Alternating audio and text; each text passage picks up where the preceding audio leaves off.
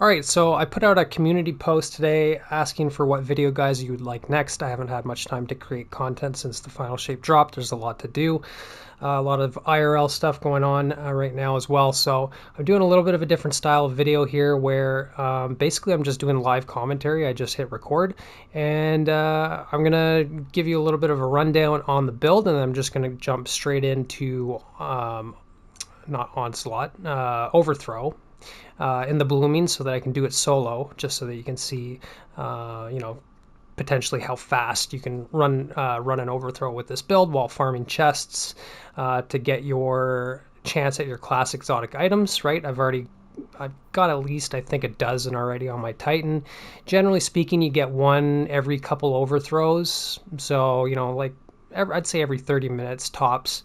But on top of that, you're also getting like a absolute ton of engrams. You're gonna want to check Banshee every now and then. For some reason, they took Banshee off the engram tracker, and the Pale Heart is not on there either, which is, so this engram tracker is actually useless for everything that you get in the Pale Heart, because you're going to fill up your Banshee engrams real fast, and you're going to get a ton of Pale Heart engrams. So you're going to want to go back to the Lost City and check with the Ghost and check with Banshee at the tower every now and then, and just make sure you claim those engrams, because they max out at 99, I believe. And just delete them. Just take them and delete them, and you're going to get like enhancement cores on 50% of them, right? So it makes this like essentially an enhancement core farm on top of a class item exotic farm. And additionally, like if you don't have all the red borders, right? If you don't have all the weapons, then you can get them. I've already got it done. And you're also going to get Echoes engrams as well. So I'm actually kind of doing a challenge for myself. I'm going to see how many Echoes engrams I can get so that I can craft all of the seasonal weapons without touching any of the seasonal content. Because I've tried playing the seasonal content just briefly, and the final shape is just too good. I don't want to go back and play seasonal stuff. It's just old news to me. So yeah, we're going to launch into the blooming here, just because this is my favorite spot to farm, not because it's the most optimal. I think maybe the Lost City is more of an optimal farm if you're just farming chests, right? Because it's just a pretty straightforward pathing. Like you can just hop on your skimmer or your sparrow and you just kind of cycle around and look for your chests, right? So I kind of go around the outskirts and typically, I'll come across chests. I have a sniper rifle as well, so if I've farmed a whole bunch of chests and there's not very many left that have spawned in yet, then I could just pull out my sniper rifle and kind of track one down real quick, right? So let's do that actually, for example. Yeah, so there's one there.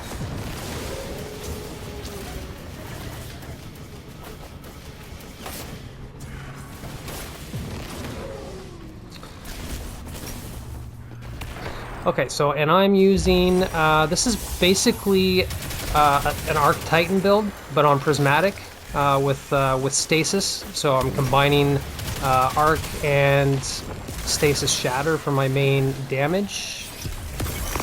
Diamond Lance is pretty good for crowd control, and there's a touch of Strand in this build as well, because obviously we've got our Transcendence, which is a suspending shackle jolting grenade, right? And these are super easy, these chests, for the most part, except for the one where you gotta like go and do the sparrow run. I find that one could be a little bit annoying to do. But yeah, every single chest that you open has a chance to give you a class item, right? So, and these corrupted chests are like one of the easiest things to do, and they give you like 300 points towards your overthrow progression. So yeah, if you want to get your overthrows done very fast, then I would suggest you do most of these corrupted chest mini games, right? That just gave me like 270 points just for doing that, right? So I'm already like over a quarter of the way through this first year, and I haven't even done any of the, I haven't even really done anything. But yeah, so you can see here I'm using Skull for it just because it's infinite ability spam, which means that I never have to worry about ammo pretty much, right? I can use my sword just for mobility purposes, and the odd time maybe just to chunk down a beefy target. But yeah, I want to use stasis weapons. Ideally stasis weapons that can freeze or slow, so that I can build up into shatter damage, right? Because let's see here for the build, right? So it's pretty much purely arc, because in my opinion there's literally no point in running this build on arc, like on the core build, because you have all of the best features of arc. You have pulse grenade that you can make jolt, right, with facet of dominance, right? So I mean, that's spark of shock right there. You've got spark of resistance in the form of facet of protection. So you got two of the most useful fragments from the arc subclass on Prismatic, right? And then additionally you have your transcendence, which is just like unlimited grenades that shackle and jolt, right? So I mean, the amount of jolting ability spam that you can do on this is pretty crazy.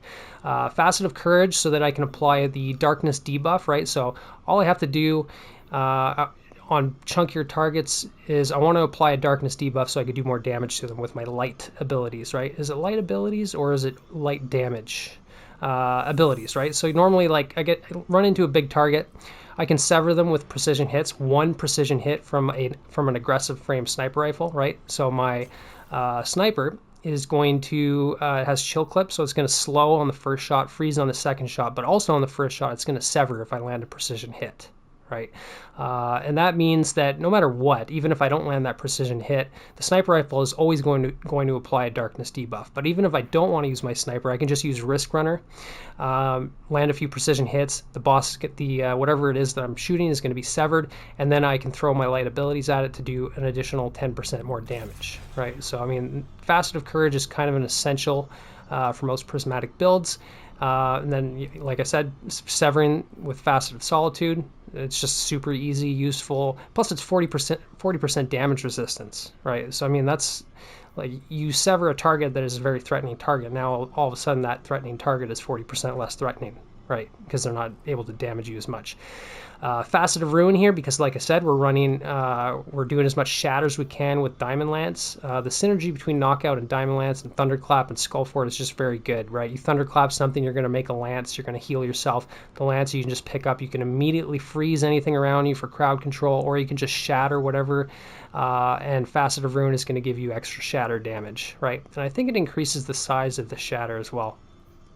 So Facet of Ruin is going to synergize with Diamond Lance, but also it's going to synergize with Chill Clip on Critical Anomaly and Cold Steel on Slammer, right? So obviously I'm not getting this done very fast because there's another chest right there, but that's one of the more annoying ones to do because you're gonna have to do the Sparrow run and collect all the little checkpoints.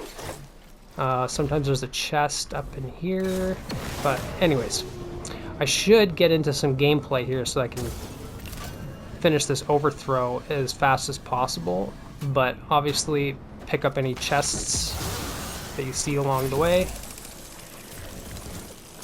Try not to park your skimmer in front of your chest.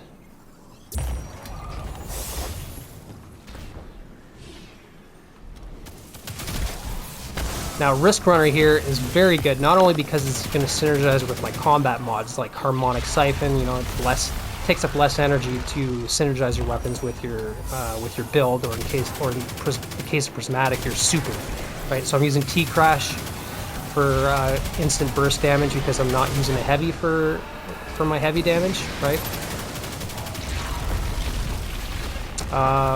But yeah, Risk Runner is going to give you a ton of damage resistance, especially in the blooming, because like everything is taken.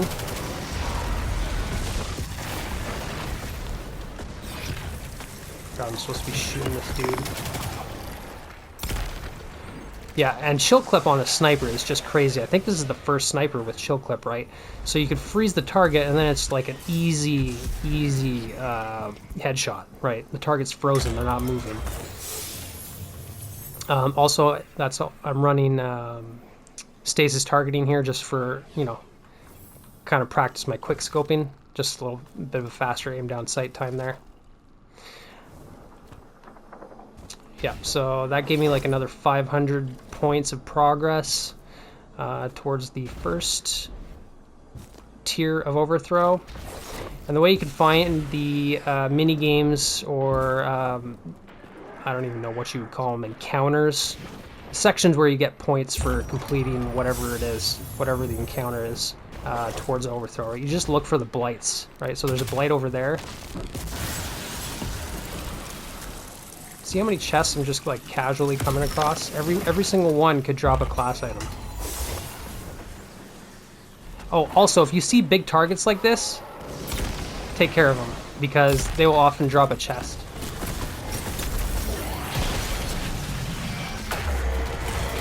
That just finished it for me. So I didn't even have to go there and spend like 2 minutes finishing that encounter. Instead, you can just kill these VIP targets, or you can do the chests, right? Another thing that you could be farming in overthrow is obviously your ergo sums.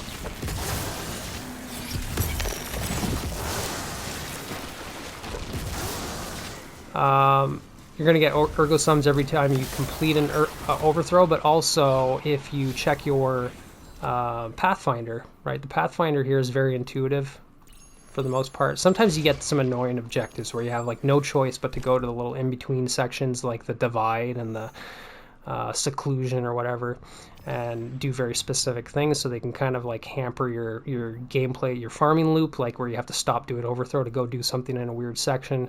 So like I should have had this done a while ago for an ergo sum, but this is like my second completion of Pathfinder this week. You get 2 completions that you can do every week for a free ergo sum, and I think you get a powerful engram, or at least a prime, as well with those 2 completions, and then any completions after that, you're basically just getting regular engrams, I think, right? So also another thing with overthrow is there seems to be, in my experience, outside of tier 4, when you've got the boss is always right here. It's always in a fixed spot. You're always going to have like two sections where you can go do an encounter. So like right now I have the option of that section over there. And to be honest, this is the only encounter that I'm not familiar with in the Blooming. I have no idea how to complete this thing solo, because you go inside these blights, you shoot the blights, they get destroyed, but they just respawn constantly, and like I have no idea what the mechanic is to complete that. So if anybody knows, let me know. But this one over here is pretty straightforward. We're just going to take care of these guys. And obviously you don't want to thunderclap like that on beefy targets, but see, I have 4 stacks of armor charge, and I just lost my thunderclap. Let's see if I can get it back. Look, it's almost back from that finisher, right?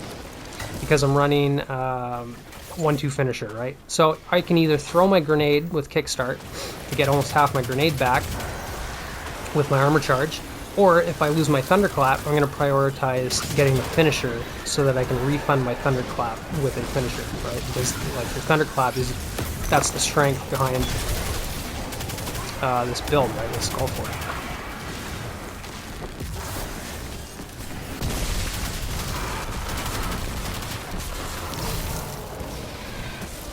Okay, I gotta find this dude. You want to stand in this pool, right? So you stand in the pool. I'm collecting volatile feeder. I don't even know how you pronounce that. I don't even know what it means, to be honest. Then you just charge this target. Right now he's vulnerable. I should have severed him first, but just charge. The full thunderclap is going to take care of him. There's also a lot of arc shields, so that's another reason that Risk Runner is very good here.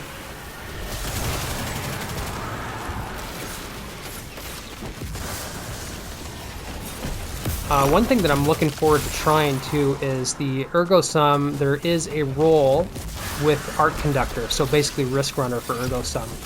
And you can run that with like a waveframe Ergo Sum, which makes it like Forbearance. So I'm kind of looking forward to trying that, especially with Transcendence, right? Because you pop Transcendence and then you got like, you get more ability spam. You get ammo back. And then obviously when you're Transcendence, you want to get as many abilities kills as you can so that you can spam your Transcendent grenades, right? And like your Transcendence lasts long. Oh, I'm not done yet.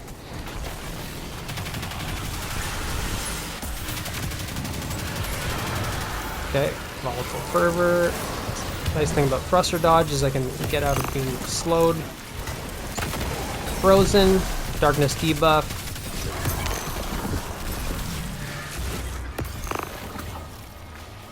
and do more damage, right? Pulse grenade is always going to do more damage to enemies that are severed, enemies that are frozen, enemies that are slowed, etc. Whatever other darkness debuffs you can think of, you're going to want to use them if you're using light abilities.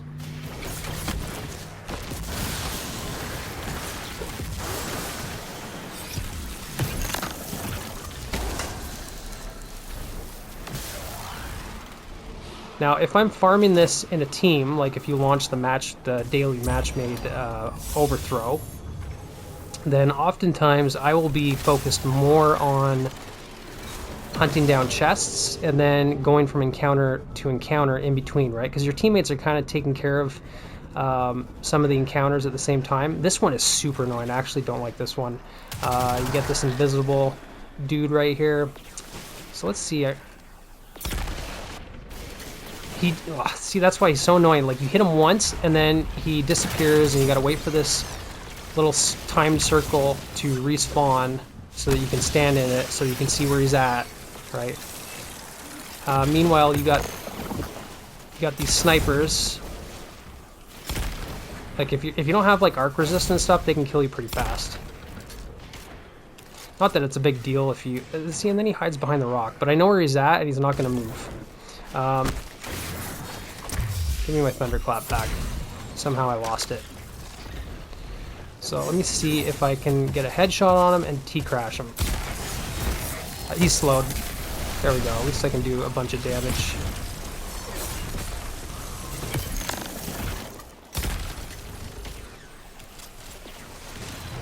I gotta go get that chest too.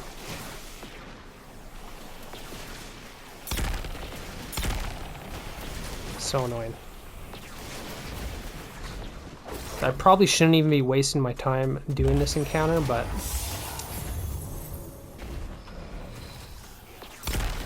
And to get the little timed circles to respawn, like, you gotta kill these snipers.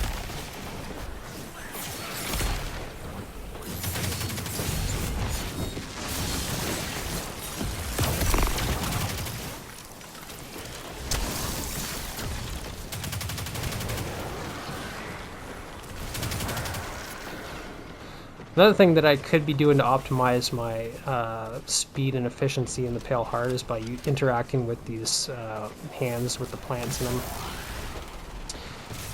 Right, because you can get some extra buffs. Okay, so there's a sniper left that's holding up this encounter.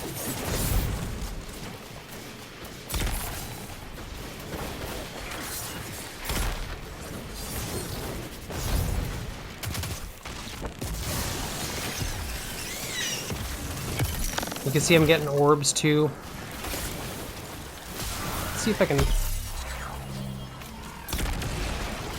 Oh, of course I had to reload. If I didn't have to reload, maybe I could have melted him.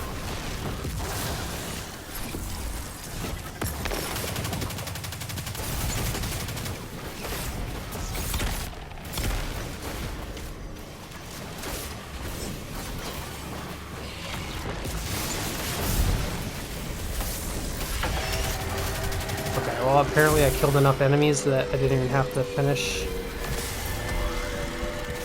Unless I killed him while he was invisible and I didn't even realize.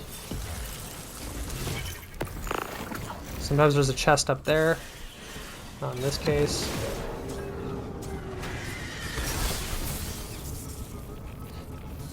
So I think I'll go over here. This one's pretty easy. So I'll do this, and also there's probably, before I start, I'm just going to do a chest run real quick. So I think there's about 5 world chests that spawn at a time, right? So if you haven't collected chests in a couple minutes, it's good. You can pretty much guarantee that a whole bunch have spawned around the map, so you can just do a quick circle around the map and then come back to your encounter and finish that, right?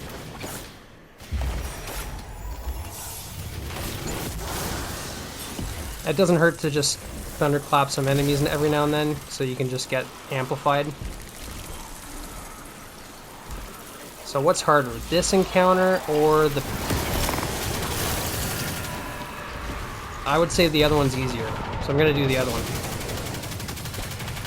Let's see how crazy Risk Runner is.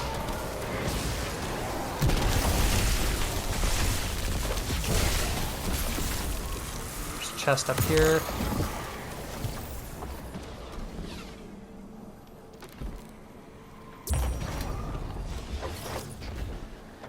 Yeah, so I'm gonna go back over there. I think the pathing for the blooming would probably be something like a figure 8 because you get some chests here in the middle. So you'll probably want to do like figure out 8 around the outskirts of the map and then loop through the center every now and then. And obviously you want to make sure that you have the wombo detector, right? Because that's going to allow you to see the chests. Yeah, but this encounter here is fairly easy, especially with Risk Runner, because you're going to get this orb right here from this dude, and then you gotta go break the wizard's shield. You're gonna go through the portal. There's gonna be a big ogre boss and a bunch of blights to shoot, and the ogre is gonna do arc damage to you, so it means you can just lay on the trigger with Risk Runner without ever having to reload, right? Until he starts. I have to keep myself a little bit of distance so that he can actually proc the arc conductor. Hopefully I don't die. Obviously not a big deal if I do die, but I shouldn't have died there. I should have played that smarter, because now I'm going to have to do, like, possibly an extra... I could have got that done in two portal phases, because after you shoot a couple blights, like, you're on a timer, and then you're going to get kicked out. You're going to have to reacquire the orb, re-break the wizard's shield, and then go through the portal again and damage blights. Normally on this build, I can do it in 2 runs. But see, now I gotta kill all these guys again until I get this. Make sure I'm reloaded.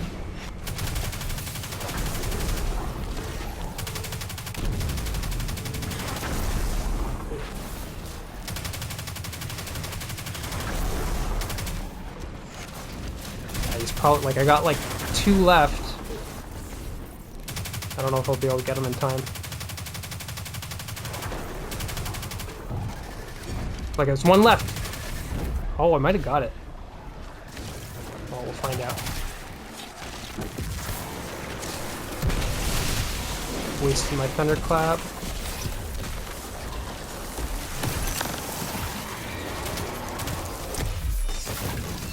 And I don't think I had my armor charge, right? So I need to pick up 2 orbs of power. Oh, that guy killed me again. Okay, last one, and then this guy is going to spawn on the outside, and the shield will be off, and I'll be able to kill him.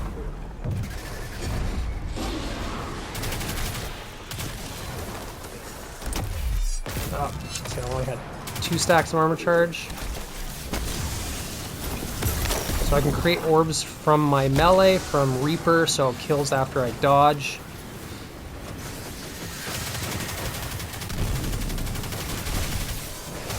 And from Harmonic Siphon.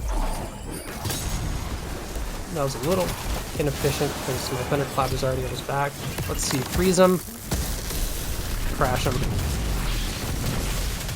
Right, Thunder Crush did more damage because I applied the Darkness debuff.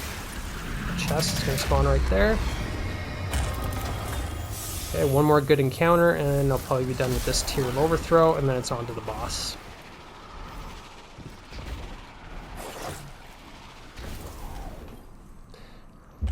So I got 2 chests that I can collect here.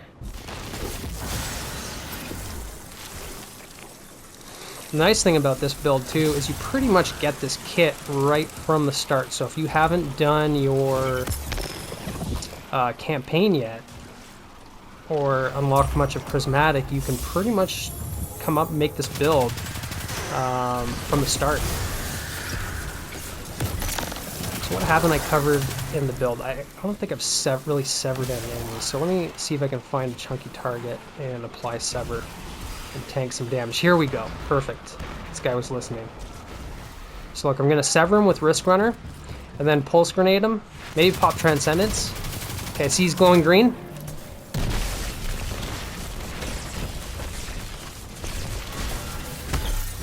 Look at all that jolt. Like the... There. So he died just from the jolt from that one grenade, and then maybe a little bit of that transcendent grenade too, the ensnaring electric snare or whatever it's called.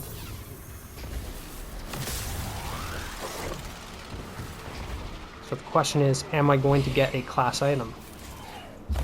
Potentially not, because I find that I get one about every 2 overthrows, and usually I quit my gaming session after I get my last. I'm always like, you know, before I get off, I'm kind of like, oh, just one more. You just need one more class item, so I usually farm it until I get it to drop, and then I'll call it a night. And so even though, like, I think it might be random, like every 40 or 50 chests or so, I find that it's like fixed. It's like you can't ever get like random RNG where you get multiple class items within a short time frame. Like it's pretty much fixed at a fixed rate, if that makes sense. Okay, so this encounter, by the way, you just got to destroy all these blights here. This one could be a little bit of annoying, but with Risk Runner, it's actually fairly easy.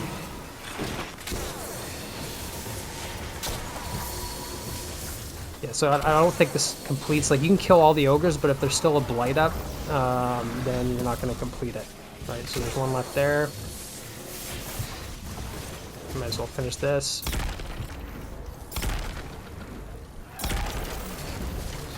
Yeah, this sniper is absolutely sick. I can't wait to get all the patterns for it and get it crafted. I'm definitely going to be making a chill clip roll. It's nice with explosive head too, because you can literally miss the target and still slow and freeze them.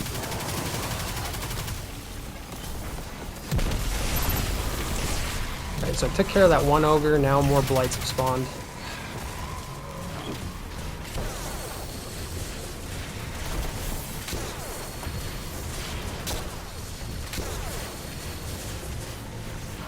I believe Risk Runner gives you arc damage resistance even when it's not equipped, or even when you don't have it out, right? So like right now I'm holding a Cranium, not Risk Runner, but I think I still get the arc resist as if I was holding it. Another reason you want to be using Risk Runner here is, especially this season, we have anti-barrier SMGs,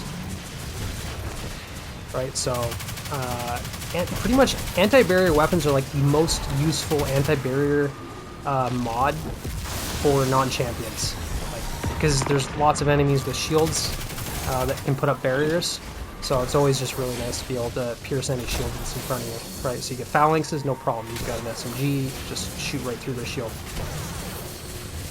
Might as well use the rest of this Cranium real quick, and I can T-crash the last one. See, so even if I don't land precision hits on my first 2 shots, well, the target's going to be frozen after 2 shots, then my 3rd shot can be like an easy precision hit because they're frozen, right?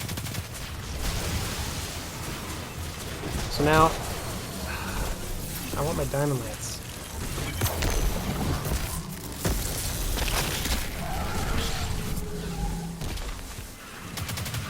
There we go. Lights are down, ogres are down, now we can go kill the boss.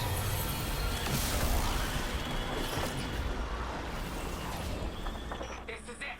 They're going to throw everything they've got at you! Right, so this video isn't necessarily just to show you like, oh, what's the optimal farm for pathing to collect chests, because there's a lot more, it's more dynamic than that, right? You want those Banshee engrams, you want the Pale Heart engrams because that's enhancement cores. You want to finish your Pathfinder ideally too, so you want to be checking on that every few overthrows to see if there's just like something easy that you can just do real quick while you're already doing what you're doing to finish the Pathfinder. So you get additional ergo sums, powerful drops, etc. So you know you're farming a lot of different things at once, which is the concept here, and the build is just going to allow you to do it fast because you got amplified, right? You've got infinite abilities with Thunderclap. You've got an Eager Edge Sword, right? And then if you need to do big damage, you've got T-Crash, right? Or the Sniper Rifle. If you need to do range damage, you've got an aggressive frame Sniper Rifle, which is pretty nice. I do want to just do a little bit of pathing here real quick to see, because I would like to get a class item, at least for this video. It would be kind of nice, right?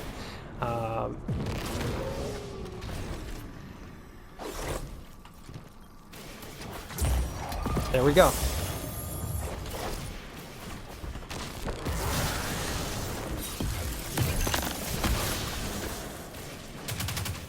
What'd I get? Okay, that's definitely a keeper.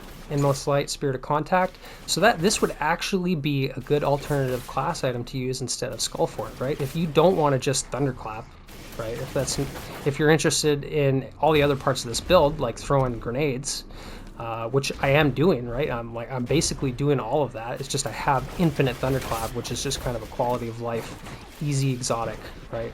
But yeah, with Spirit of Contact, now I'll have a jolting Thunderclap and more grenade uptime, right? So, I mean, you could really go with either. In fact, I might do that and then do an updated video. But anyways, now we can go after the boss. Okay, this is the only guy that seems to kill me quite frequently because I get a little bit too close to him.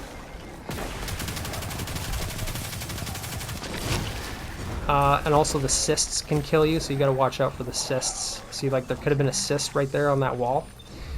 And they're just random. In fact, I think I'd mostly die to random cysts.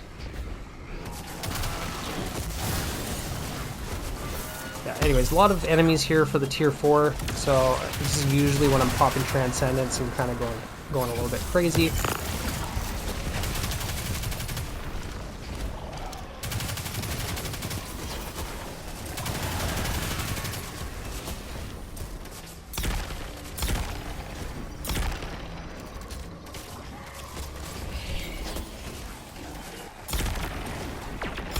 Yeah, but the sniper makes quick work. I mean, this thing is like practically a linear fusion rifle.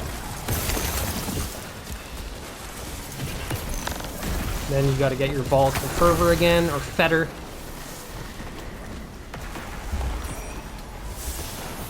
Charge the boss. And let's see, I'll see if I can pick up a Diamond Lance before I charge in there, so I can freeze him and then throw a Pulse Grenade at the same time. Another cyst there, do you see that? There we go. So that Pulse Grenade is going to do more damage.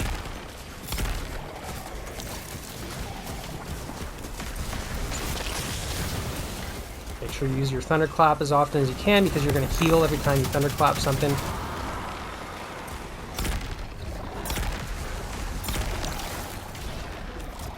So he's already almost gone into his damage gate. There we go.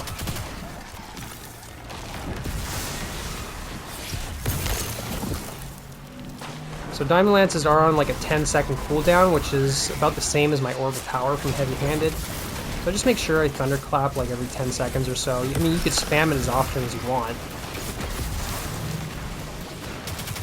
So this is going to be the last phase here.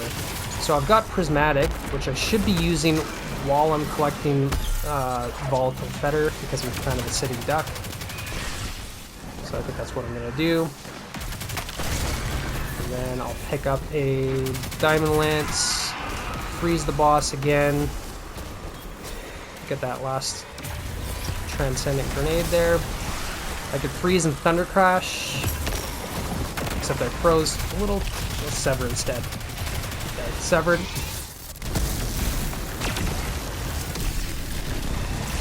There. Sayonara. And that's on the outside, so I'll get that after.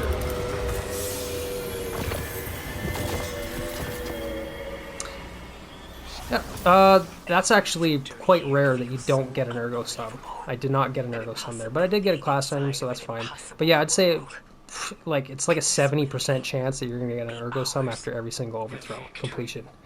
Maybe you get more from the match-made one. I'm not too sure, but yeah, I mean that's pretty much it for the build. So yeah. You don't need heavy ammo finder because you got enough sword ammo anyways, right? So hands-on is going to allow you to get your Thunderclap back, your Thunder Crash back faster. Charged up in stacks on stacks is going to get you to your 4 stacks of armor charge very quickly, which is just an efficient way to use your grenade.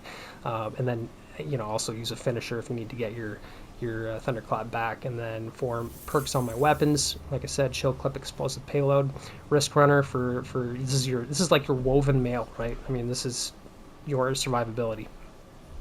Slammer, right? So more.